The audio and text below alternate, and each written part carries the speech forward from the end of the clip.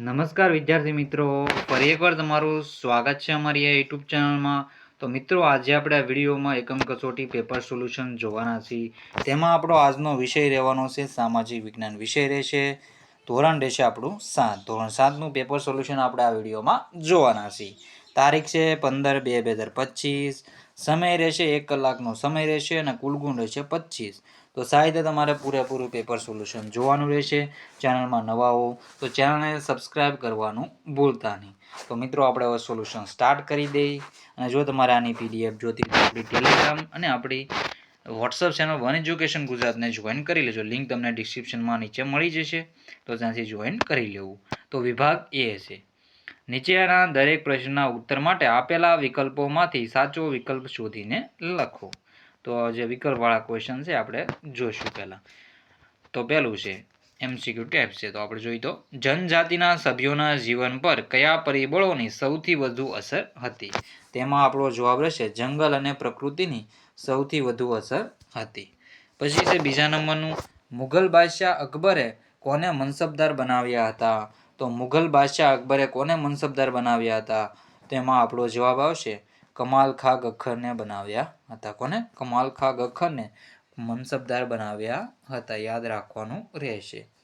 ત્રીજા નંબરનો ક્વેશ્ચન છે, ભારતના ઉત્તર પશ્ચિમ ભાગમાં કઈ જનજાતિ સૌથી શક્તિશાળી હતી?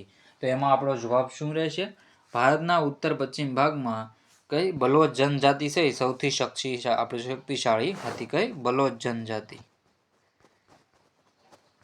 બલોચ જનજાતિ છે સૌથી શક્તિશાળી હતી. તેમાં જવાબ આવશે બલોચ.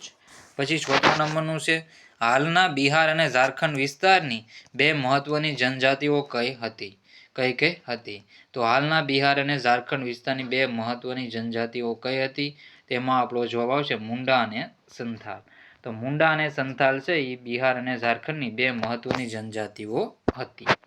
પાંચમા નંબરનું છે, ભારતની જૂની જનજાતિઓ પૈકીની કઈ જનજાતિ સૌથી જૂની છે?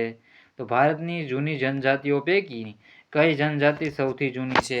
તો ગોળ જનજાતિ છે એ સૌથી જૂની છે. કઈ? ગોળ જનજાતિ છે એ સૌથી જૂની છે. તો એ તમારે યાદ રાખવાનું રહેશે સાહિત્ય સોલ્યુશન. પછી છે છઠ્ઠા નંબરનું, ગોળ રાજ્યનો દરેક કેટલા ગામોનો એક એકમમાં વહેંચાયેલો હતો? તેમાં આપણો જવાબ આવશે 84 એકમમાં વહેંચાયેલો હતો. પછી છે સાતમા નંબરનું, અહોમ રાજ્યમાં બળજબરીથી કામ કરતા લોકો શું કહેવાતા? તો અહોમ રાજ્યમાં બળજબરીથી કામ કરતા લોકો છે એ પાઇક કહેવાતા હતા. શું કહેવાતા? અને પાઇક તરીકે ઓળખવામાં આવતા હતા. આઠમા નંબરનું છે, અહોમ લોકોએ કયા પાકની નવી પદ્ધતિઓ વિકસાવી શોધી હતી? તો અહોમ લોકોએ ચોખાની નવી પાકની નવી પદ્ધતિ વિકસાવી હતી. નવમા નંબરનું છે, વણજારાઓની પોઠનો સમૂહ શું કહેવાતો હતો? તો વણજારાઓની પોઠનો સમૂહ છે વણજાર કે ટાંડુ કહેવાતું હતું. શું? વણજાર કે ટાંડુ કહેવાતું હતું. 10મા નંબરનો ક્વેશ્ચન છે, દિલ્હી સલ્તનતનો કયો સુલતાન દિલ્હીના બજારો સુધી અનાજ અને ચીજવસ્તુ લાવવા લઈ જવા માટે વણજારાઓનો ઉપયોગ કરતો હતો? તેમાં આપણો જવાબ આવશે અલાઉદ્દીન ખિલજી. કોણ આવશે? અલાઉદ્દીન ખિલજી એનો જવાબ રહેશે. ભક્તિ આંદોલનની શરૂઆત કોનાથી થઈ હતી? તો ભક્તિ આંદોલનની શરૂઆત છે રામાનુજાચાર્યથી થઈ હતી. શીખ ધર્મના સ્થાપક કોણ હતા? તો શીખ ધર્મના સ્થાપક ગુરુ નાનક હતા. કોણ હતા? ગુરુ નાનક હતા. આગળનો ક્વેશ્ચન છે, રામચરિત માનસ ગ્રંથની રચના કોણે કરી હતી? તો રામચરિત માનસ ગ્રંથની રચના તુલસીદાસે કરી હતી. કોણે કરી હતી? તુલસીદાસે કરી હતી. પછી 14મા નંબરનો ક્વેશ્ચન છે, નીચેનામાંથી કઈ આપત્તિ કુદરતી આપત્તિ છે? તો દુષ્કાળ છે એ કુદરતી આપત્તિ રહેશે. તો કઈ? દુષ્કાળ છે એ કુદરતી આપત્તિ રહેશે. 15મા નંબરનું છે, નીચેનામાંથી કઈ આપત્તિ કુદરતી આપત્તિ નથી? તેમાં આપણો જવાબ આવશે ઔદ્યોગિક અકસ્માત છે એ કુદરતી આપત્તિ નથી, બાકી કુદરતી આપત્તિઓ છે. યોગ્ય શબ્દો કે અંકો વડે નીચેના વિધાનોની ખાલી જગ્યાઓ પૂરો.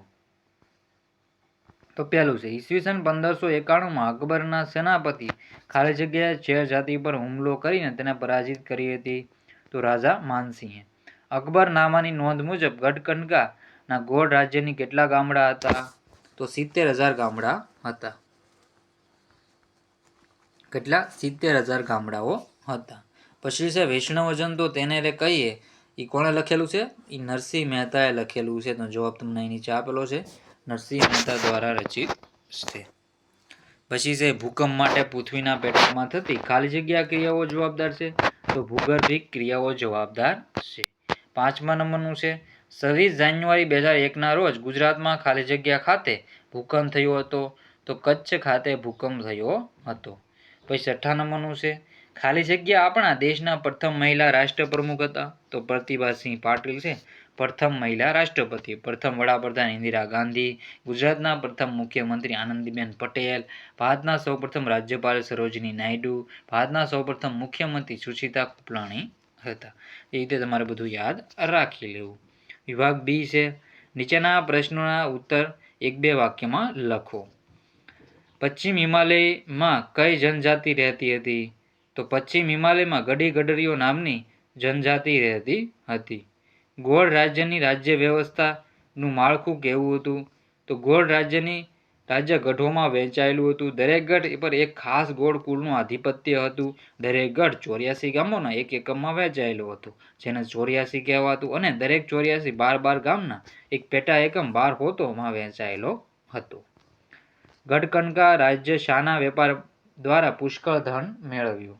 તેમાં આપણો જવાબ આવશે ગઢકંડા રાજ્યએ હાથીઓના વેપાર દ્વારા પુષ્કળ ધન મેળવ્યું. અહોમ સમાજ શાના વહેંચાયેલો હતો? તેને શું કહેવામાં આવ્યું? તો અહોમ સમાજ કુળોમાં વહેંચાયેલો હતો. તેમના દરેક કુળને ખેલ કહેવામાં આવતું. વિચરતી અને વિમુક્ત જાતિઓ તરીકે ક્યારે સન્માનપૂર્વક સ્થાન મળ્યું?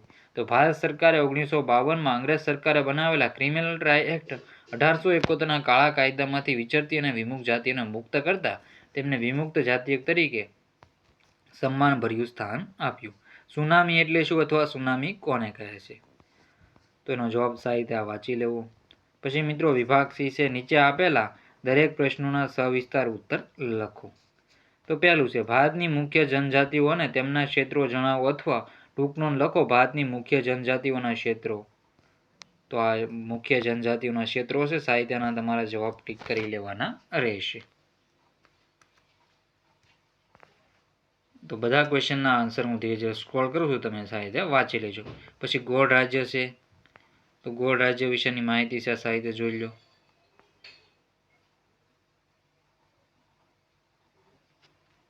ગોળ રાજ્ય વિશેની બધી માહિતી છે. વિચરતી અને વિમુક્ત જાતિઓ લોકો કયા કયા વ્યવસાય કરતા હતા?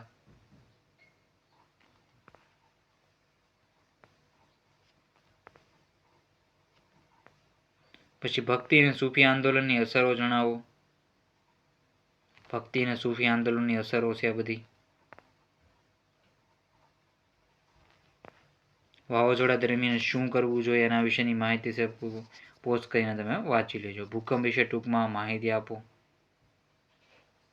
સ્ત્રી પુરુષોની સંખ્યા અસમાનતા દૂર કરવા સરકાર કયા પગલાં ભરે છે? અને સંસાર તંત્રનું મહત્વ સમજાવો. તો એનું મહત્વ છે સાહિત્ય પોસ્ટ કરીને વાંચી લેવું. જો મિત્રો ચેનલમાં નવા હોય તો ચેનલને સબસ્ક્રાઇબ કરવાનું ભૂલતા નહીં. તો મિત્રો વિડીયોને એન્ડ કરીએ છીએ. જય હિન્દ, જય ભારત.